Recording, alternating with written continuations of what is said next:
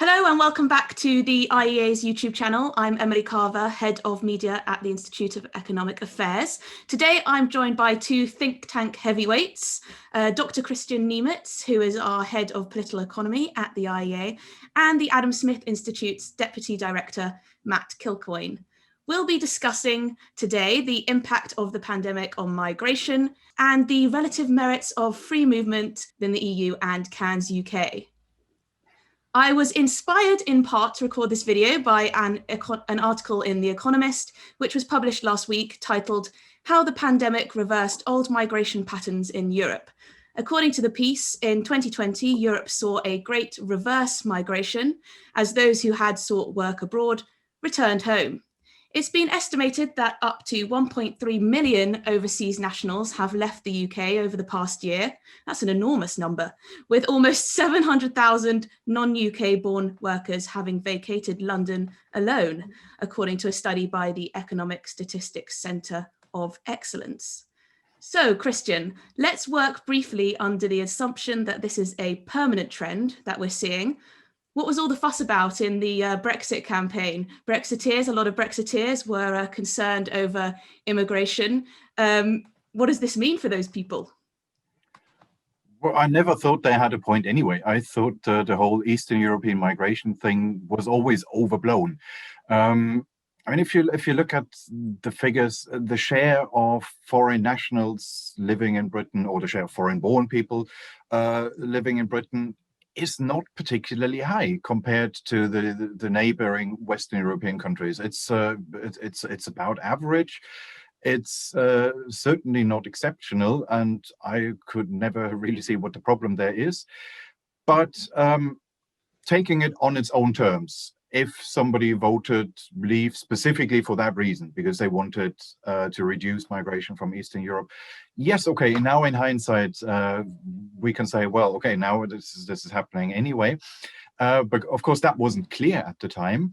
And most of the drop in Eastern European migration happened before COVID, and it happened because of the Brexit referendum, happened because of the way the referendum went. So therefore, you can't really say, what was all the fuss about? It's now happening anyway.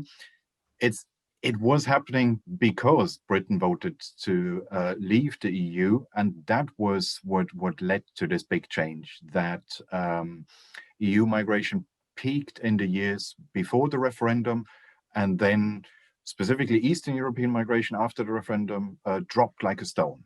And that was because of the vote itself. It was, even though the rules hadn't changed yet, and hadn't until the beginning of this year, as long as we were in the transitional arrangement, we still had free movement. But rightly or wrongly, a lot of people interpreted that, a lot of people from Eastern Europe interpreted that vote as a vote against them, as a way of saying, go away, we don't want you here. And that must explain this decline, because it happened before there was any change to the rules themselves. I was a bit surprised by that. I didn't expect that. I expected, if anything, the opposite, that more people would come during the transition period, as long as it would still be possible, because then they would still fall under the old migration regime, under the old free movement rules, and could then say, okay, the rules may have changed now, but I was here before, so this doesn't concern me. But yeah, it's the Brexit vote itself which was the game changer, and not COVID. Do we have an idea of, we can't generalize about groups of immigrants, really. Do we have an idea of which ones have gone home? Is it more the ones from Western European countries or those from Eastern European countries? But if we look at public finances, from reports that I've read, more of the EU 15 member states, they are net contributors, whereas those from more Eastern Europe blocks are net takers, for want of a better word. Is that true? And is it a bad thing that people are going home? And will this be a long-term trend, or will it reverse as we open up? I think in terms of like what we know, as with all data across the world, it's patchy at best, at the best of times, and right now very much so it's all a bit of a guessing game, because we've got various companies and various jobs in stasis. We don't know whether they've continued or not. Whether the UK is terribly poor at counting people coming in and out. And for a country that is obsessed with its borders, it doesn't actually manage them very well at all. And there are discrepancies between the Office of National Statistics on how many people are employed, and then also national insurance numbers with numbers of official migrants coming in. And also we can see in the rental market in London that there are large numbers of people who have left for periods of time during the past 12 months and people who come back and left and so on. And there are various people who have, shall we say, more grey area jobs, jobs cash in hand, who are subletting apartments and so on, who we would never know via formal agreements whether they are or not, and therefore don't really fit into the figures. So in terms of, but we do know some trends. We know that spend is down, we know where spending is down, we know which bank accounts are not spending, and typically what we've seen in the UK is a decrease in the spending of what would be like the low to middle income earners who are from Southern Europe. A lot of Spanish people have gone back during the summer and haven't come back into the UK for the winter. And some Eastern Europeans have continued the trend that Kristian talked about pre-pandemic. They've moved up plans, or they've carried on plans to move home to Eastern Europe, which many people were already originally planning to do after having lived in the UK for a while or lived in London for a while. But obviously Brexit did change that. When you change the destination of a train, some people get off the train because they wanted to go to the other place because where their appetite is no longer going there. So that's not that much of a surprise to me. I was surprised, as Kristian was, that that you didn't have a bunching up effect of people who always wanted to move to the UK and so on. But you did see a little bit of that, but it was just overtaken by the number of people who accelerated their plans to move out of a very expensive city that there was no longer having the same cultural attachment or attraction that they wanted. Yeah, can I just add on the net contributor point? According to the figures I've seen, both groups are net contributors in aggregate terms, yes. Both Eastern Europeans and Western Europeans, but to differing degrees. With Western Europeans, it's a much stronger effect. There, the net contribution per capita is very large. For Eastern Europeans, it's a lower level, but nonetheless, both are net contributors. And it's not surprising that it would be higher for Western Europeans. That's simply because Western European migration to the UK has always been biased towards more highly skilled people. Because here we're talking about countries with relatively similar living standards. So for low skilled people, there's no particular reason to move to the UK. It was always biased towards people who want to work in specific sectors. Sectors that are just overrepresented in Britain. Let's say if you are a banker from France or Luxembourg, then of course on the continent there is no financial center that is comparable to the City of London, and migration would be driven by those factors. Whereas for low-skilled people from Eastern Europe, it used to make sense for a long time that you could massively increase your living standards by moving to Britain, and therefore migration from that region always had both. It had some very highly skilled, but also lots of low skilled and unskilled people. And therefore the net contribution on average was never huge. But here, on the issue of whether this is permanent or long term, it might be, because the economic trend was always going to head that way. We now have a situation where the richest parts of Eastern Europe have overtaken the poorest parts of Western Europe. The Czech Republic and the Baltic states, and I think Slovakia as well, are now richer than Portugal and Greece. So during the first decade of this century, we were still working under the assumption that Western Europe means rich, Eastern Europe means poor. And even though that was no longer the case at the time of the referendum, we were still talking about it in that way. Our perceptions of these regions, of these countries, hadn't shifted yet, even though the underlying economic reality was already completely different. There is still a gap between Eastern and Western Europe, and that that's not going to disappear anytime soon, but it's now no longer special. So what about Brits? Do you think after COVID we'll be looking to move abroad more, emigrate? Do you think we'll take advantage of our new freedoms and move abroad? What do you think the Well, we outlook actually is? have fewer freedoms, so let's we'll nip that one in the bud. Right now, we have fewer freedoms to move abroad. We have a loss of rights. There is a good political will to do that's growing on the backbenches of various political parties across the English-speaking world to remove barriers to movement between the English-speaking countries, and whether that's the Canzuk group, whether that's extended out to Ireland as well, or whether that's extended out to Singapore, and UAE is still up in the air. With, I think, 35 backbenches of the Conservative Party, so 10% roughly of the Conservative Party, now backs Canzuk. The Prime Minister himself has obviously written papers on this himself in support of free movement with Australia. There is an FTA ongoing with Australia, one with New Zealand.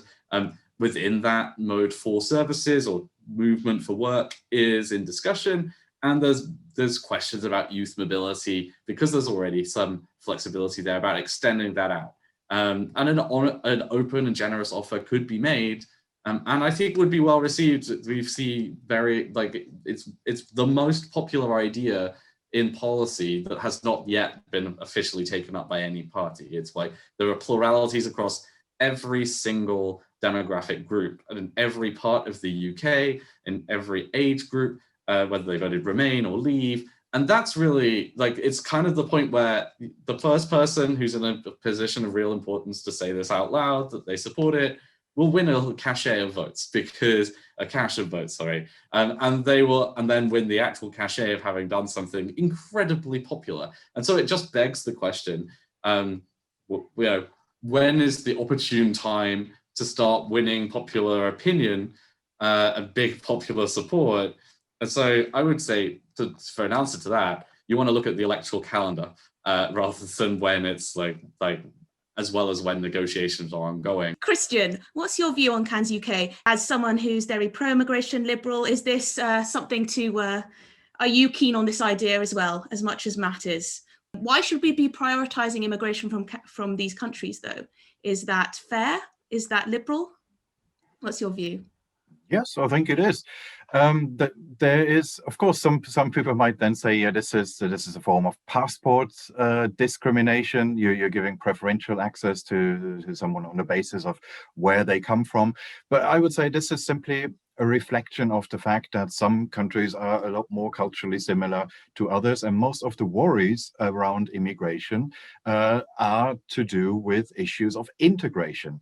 And this is, if that is the worry that people have, then clearly this doesn't apply to New Zealand. Clearly this doesn't apply to Canada. Clearly this doesn't apply to Australia, and it would be silly to pretend that it does. And if there are parts of the world where those concerns clearly do not apply, then I'd say there is no reason to have any forms of immigration control or immigration restrictions for those parts of the world. Then it makes perfect sense to say, yes, this is our baseline immigration system, but obviously you guys are a different story, and for you we're just waiving this. We're not applying this. And in that sense, Canzuk is a low-hanging fruit. That's why I've written a paper on this, on migration reforms that are politically feasible and could even be popular. A while ago, and I've mentioned the Canzuk free movement zone as one possible example of that, not because I have any specific attachment to those countries, but simply because it would be, as Matt said, it's popular across several groups.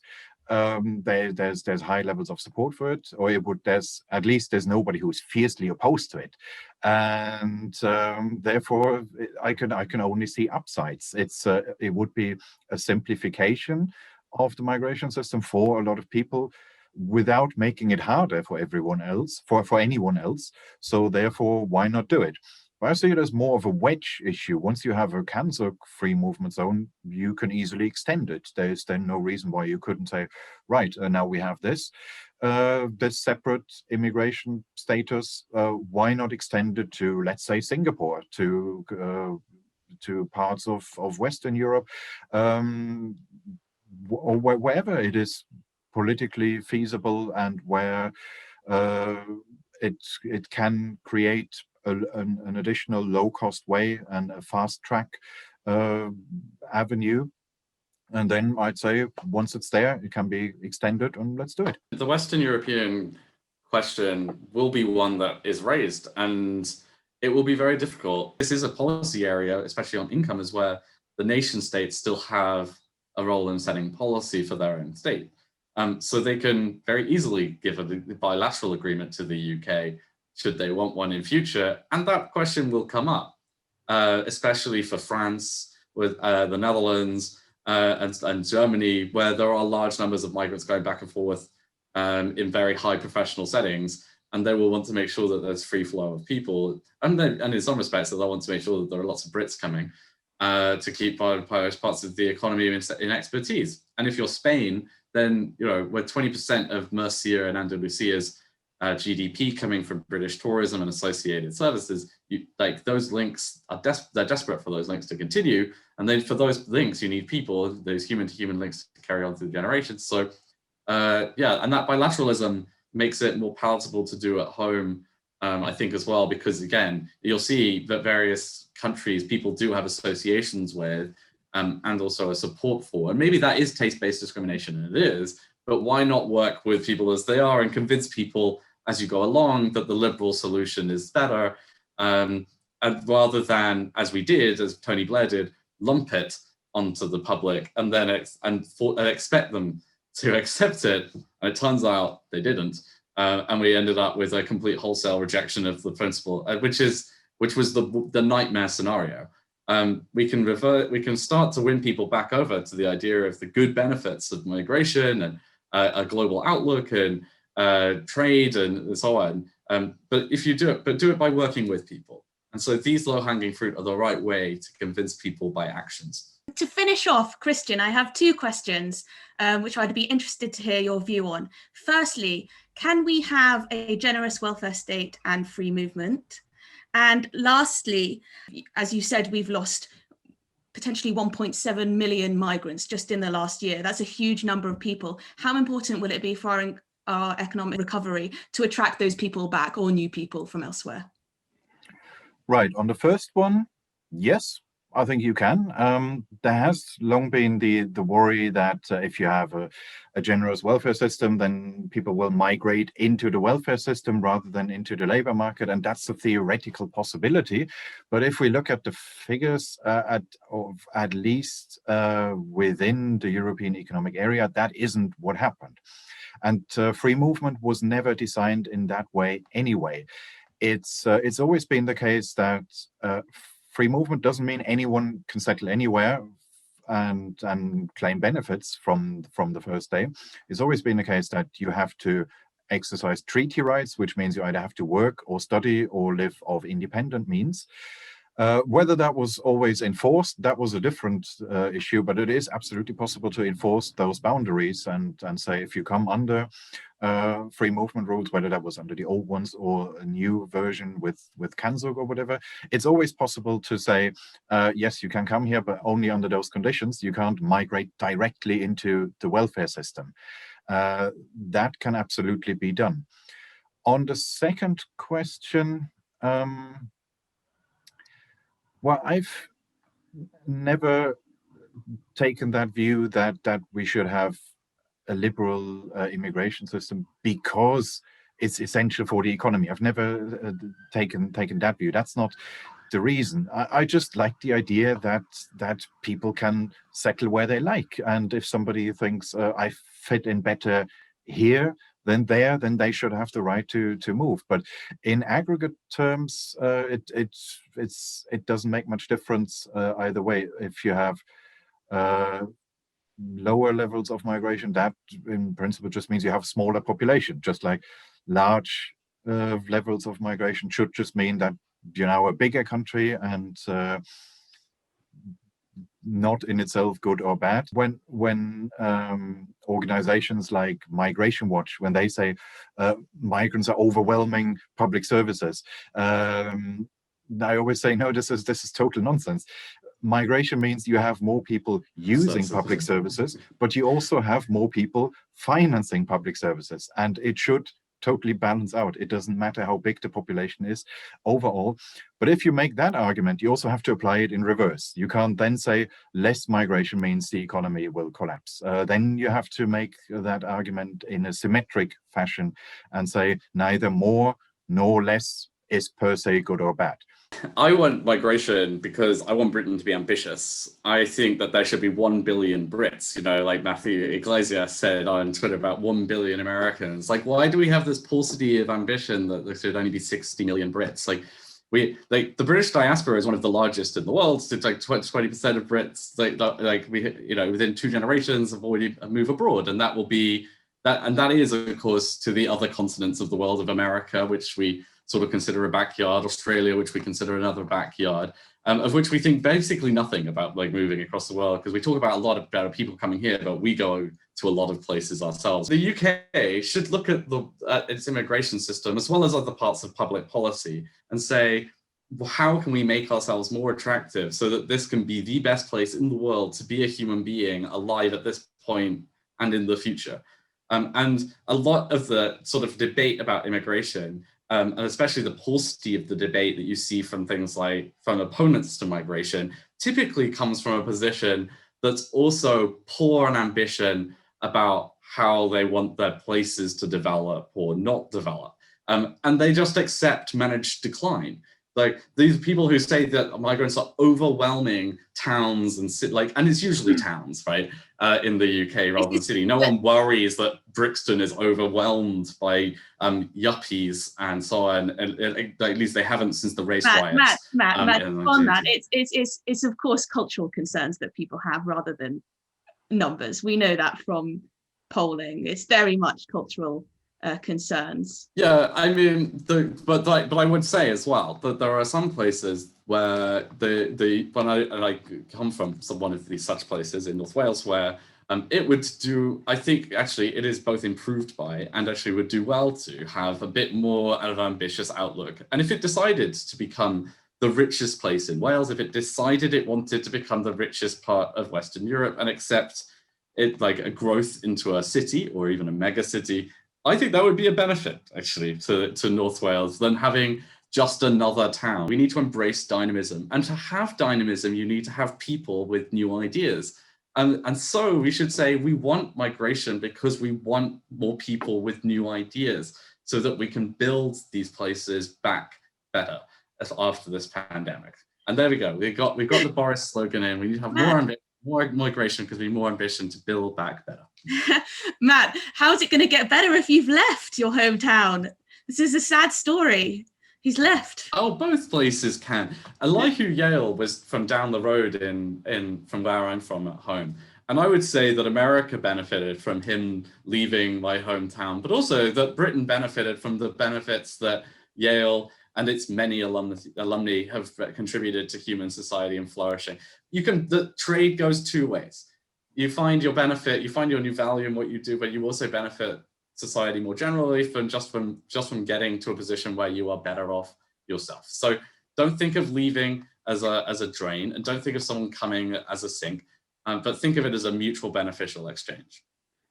Brilliant. On that note, thank you very much both for joining me today. If you enjoyed this video, please do give it a thumbs up and subscribe to our channel. We've got new content coming out multiple times a week, so do stay tuned. And you can also listen to this on the IEA podcast if you prefer. Thanks for watching.